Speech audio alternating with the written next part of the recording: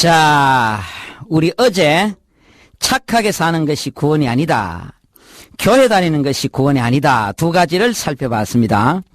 착하게 사는 것하고 구원하고는 아무 관계 없습니다.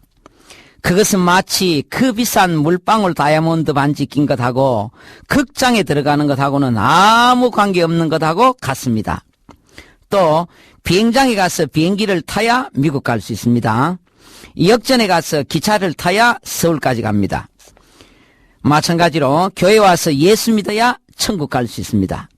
너희가 영생을 얻기 위하여 내게 오기를 원하지 아니하는도다.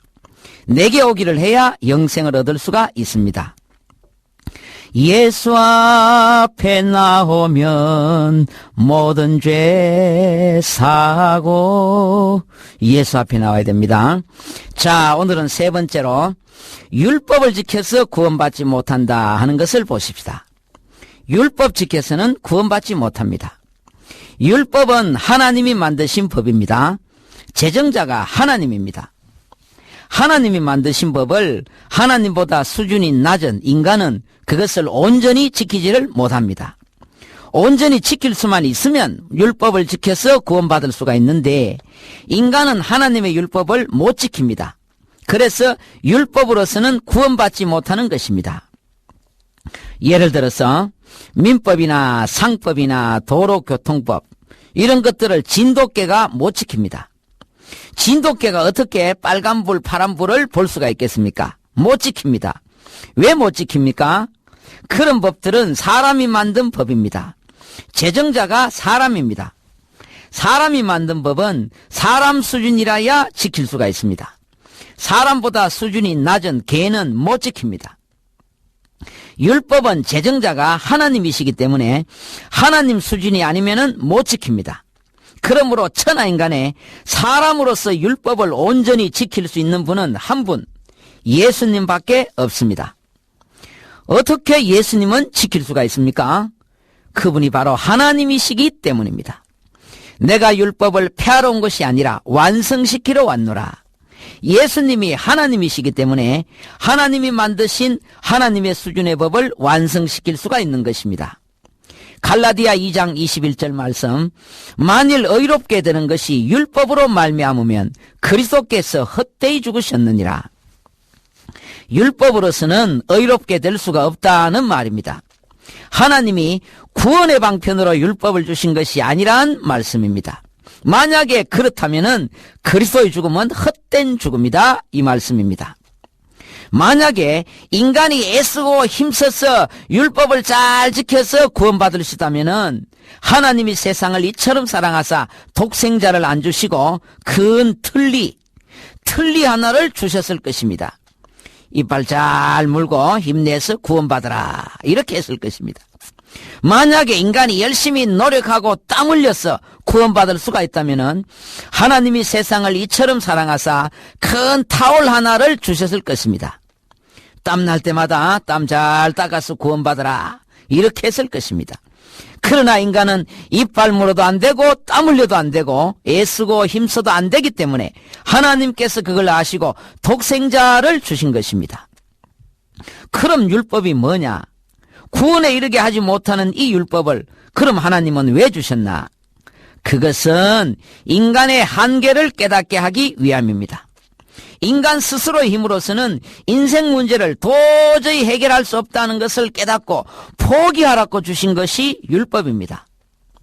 오호라, 나는 곤고한 사람이로다. 이 사망의 몸에서 누가 나를 건져내랴. 이런 절망의 상태로 끌고 가기 위해서 주신 것이 율법입니다. 그래서 인간이 율법 앞에서 해야 될 일은 완전 포기입니다. 절망입니다. 이제 나는 내 힘으로서는 도무지 살아날 길이 없구나. 도대체 이걸 어떻게 해야 되나? 이렇게 외치고 절망하는 것입니다.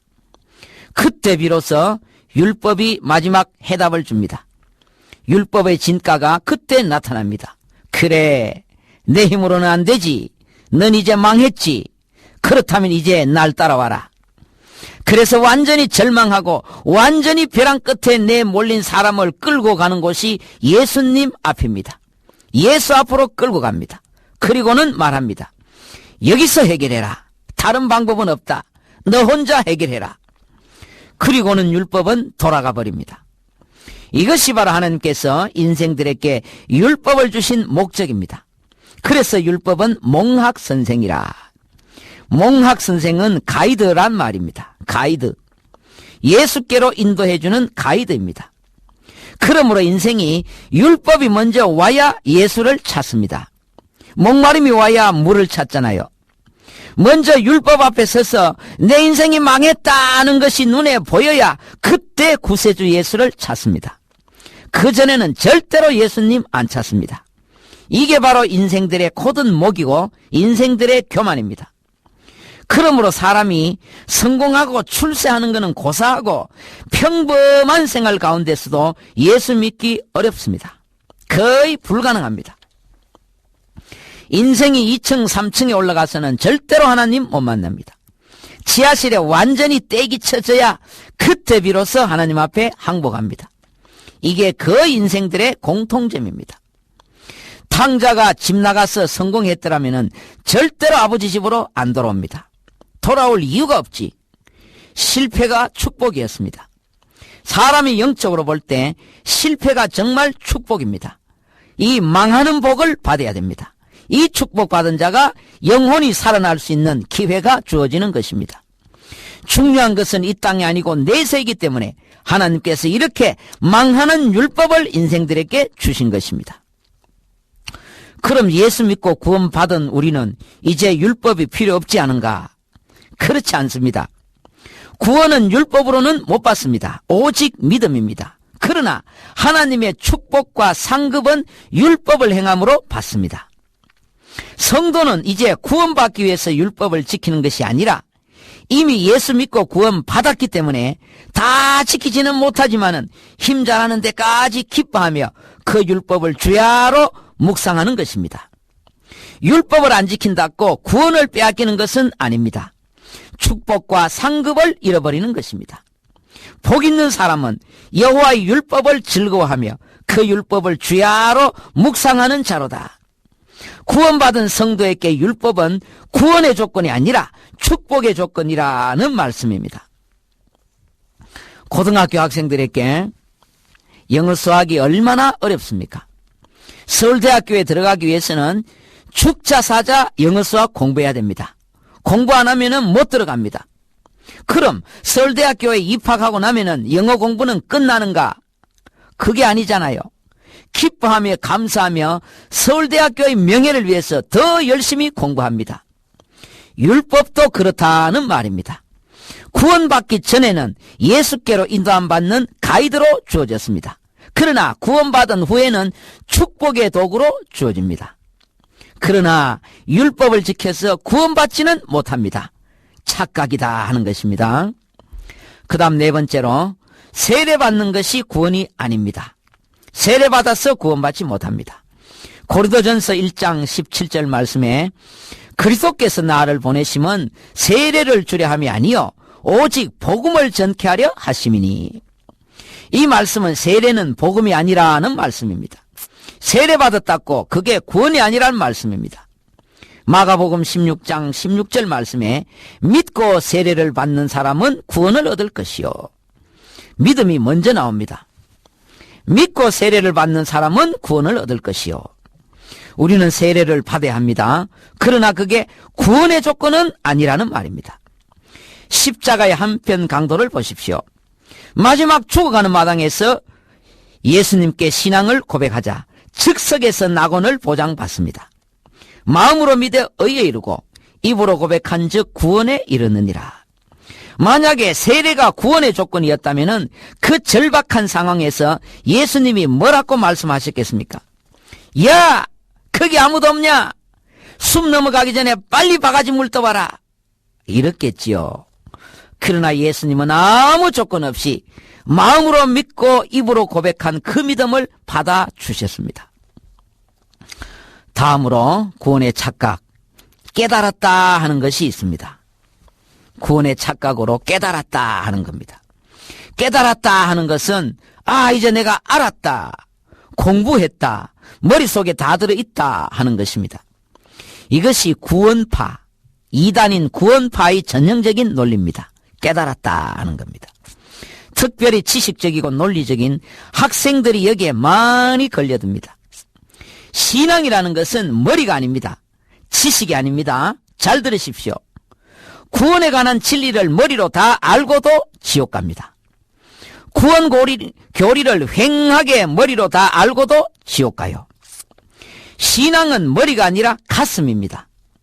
하나님은 머리에서는 절대로 못 만납니다. 지식으로는 하나님을 만나지를 못해요. 하나님을 알기는 아는데 만나지를 못합니다. 하나님은 성소를 지나 지성소에 계십니다. 거기서 만납니다.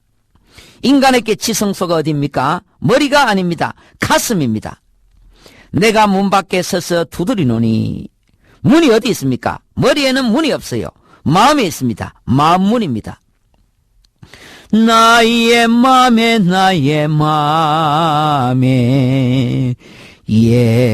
예수님이 계셔서. 천국에서 지옥까지 거리가 얼마나 떨어졌겠습니까? 얼마나 멀겠습니까? 그런데 아주 가깝습니다. 14인치밖에 안 됩니다. 14인치. 14인치는 35cm입니다. 이 35cm는 사람 머리에서 가슴까지 거리입니다. 예수를 머리로 믿으면 지옥이고 가슴으로 믿으면 천국이라는 말입니다. 머리에서 깨닫고 공부하고 지식으로 쌓고 이것은 내가 내 힘으로 할 수 있습니다. 그러나 그것이 신앙이 아닙니다. 신앙을 그것으로 알면은 큰 착각입니다. 그게 머리에서 가슴으로 14인치를 내려와야 합니다. 그런데 머리까지는 내가 할 수 있는데 가슴으로 14인치 내려오는 것은 내가 할 수가 없습니다. 아주 짧은 거리인데 내가 못해요. 그것은 하나님의 작업입니다. 내 머리는 내가 조작할 수 있는데 내 마음은 내가 조작할 수가 없습니다. 그 옛날 루디아의 마음을 하나님이 여셨습니다. 내 마음도 하나님이 열어주셔야 그때 비로소 열립니다. 그래서 믿음은 하나님의 선물인 것입니다. 에베소서 2장 8절 말씀에 너희가 그 은혜를 인하여 믿음으로 말미암아 구원을 얻었나니 이것이 너희에게서 난 것이 아니요 하나님의 선물이라. 믿음으로 구원받았는데 이 믿음이 너희에게서 난 것이 아니요 하나님의 선물이라는 말씀입니다. 그럼 머리는 뭐냐? 머리는 아무 필요가 없는가? 그렇지 않습니다. 머리가 아주 중요합니다. 일단은 머리가 먼저 말씀이 들어와야 2단계로 가슴으로 내려가는 작업이 준비가 됩니다. 머리에서 먼저 막혔던 것들이 풀어져야 하나님이 2단계 가슴 작업으로 들어갑니다. 바로 가슴으로 들어가지를 않아요.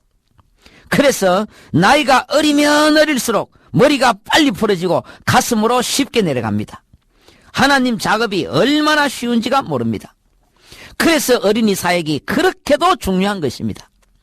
어른들은 머리가 시멘트같이 굳어 있어요. 그 머리가 깨어지고 풀어지려면 얼마나 두들겨야 되겠습니까? 구원받기 쉽지 않아요. 그러나 어린일수록 머리가 풀어질 게 없습니다.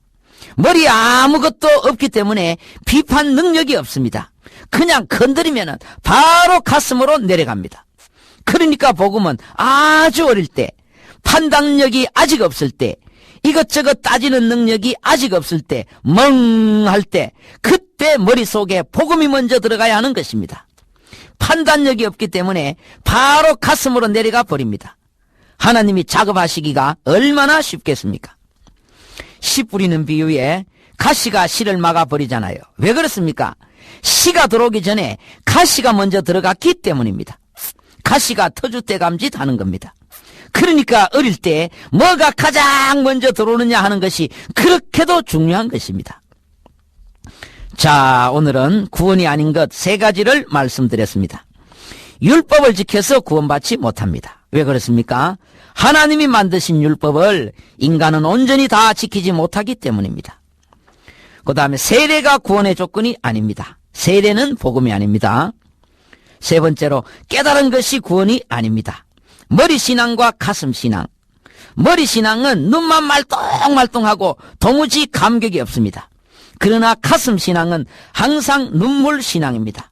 가슴이 뭉클해야 그때 나도 모르게 눈에서 눈물이 핑 도는 것입니다. 그래서 천국은 눈물로 들어간다 그러잖아요. 믿음으로 늘 승리하시기 바랍니다.